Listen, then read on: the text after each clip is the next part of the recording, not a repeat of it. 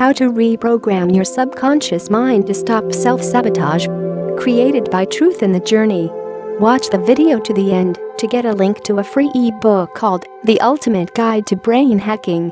Now, let's talk about how to reprogram your subconscious so that you stop blocking what you want that is good in life. It's easy to forget just how powerful our subconscious minds can be. We are often completely unaware of how our actions or inactions are affecting our lives.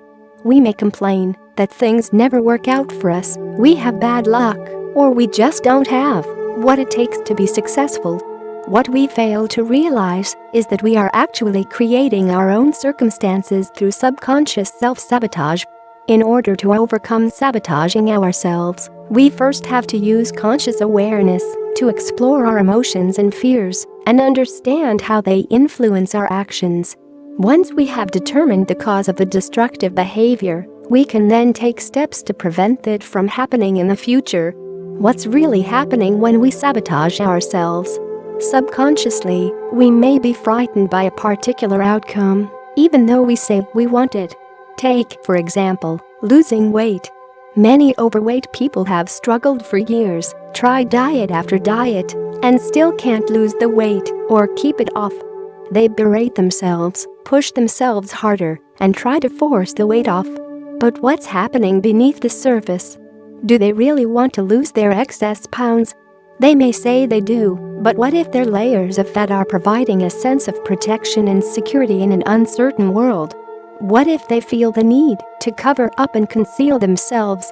Losing weight then becomes a threatening, frightening possibility. So they might sabotage their diet efforts in order to avoid feeling too vulnerable and exposed. Even though they say they want to lose weight, and even believe they do, they still might set themselves up for failure by sneaking food, skipping exercise, and then making a promise that they'll try harder tomorrow. Others may be intimidated by something as simple as starting a new job.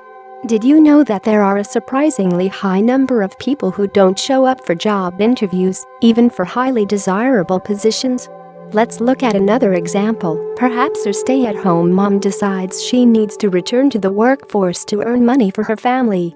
What she really wants is to stay home with her children, but she feels obligated to get a job outside the home. So instead of applying for the perfect position, she applies for jobs that she knows she's not qualified for, or jobs that require hours incompatible with her family's schedule, so she has to turn down the job if it's offered.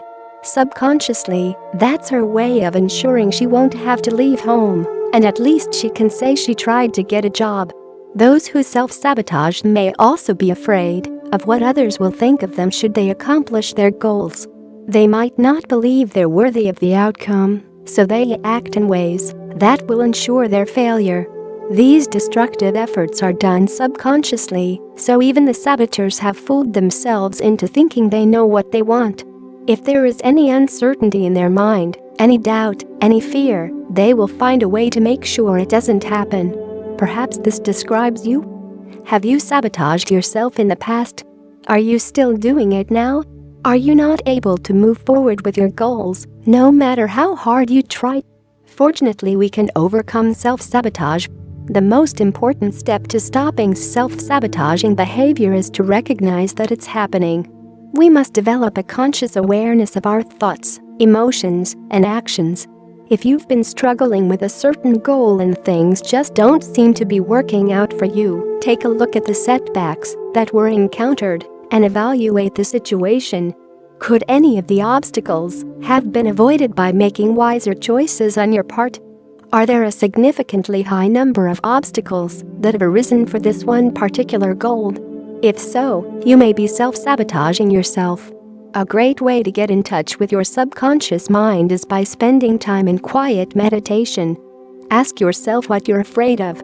What fears do you have? What uncertainties? What makes you feel uncomfortable about this goal?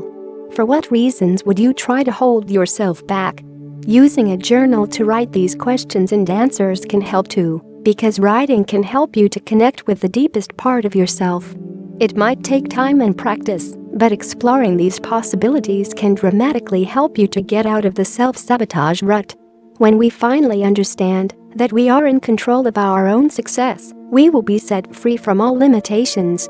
By developing clarity and insight about the outcomes we want to create and the awareness for potential setbacks, we can stop the self-sabotage and focus our energies on working toward new goals that we will fully support in every way. We will then look back one day and see that instead of being our own worst saboteur, we have become our best supporter. If you find that you simply reprogram your subconscious mind as easily as you would like, then there is help.